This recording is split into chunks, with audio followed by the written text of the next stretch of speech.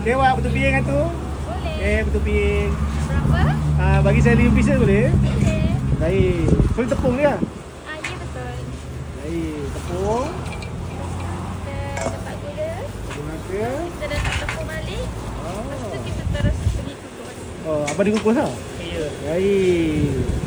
Satu kali kukus berapa lama ni bang? 2 minit bang. 2 minit je? 2 minit. Banyak Berapa ya ke kat Sul ni? Satu hari?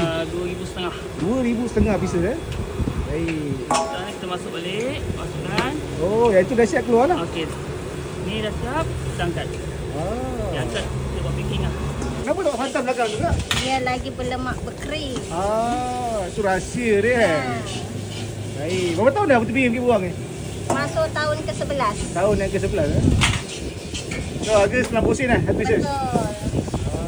So, kalau 5, RM4.5 lah. Ya. Baik. Jadi, tak pinggan ni ya? Boleh. Baik. Habis kan buka pukul apa ni? Buka 9 pagi sampai 5 petang. 9 pagi, 5 petang. Cuti? Ya, cuti setiap Isnin. Habis kalau nak call-call tambahan boleh buat? Boleh. Minimum apa? 500 ke bawah. 500 ke bawah.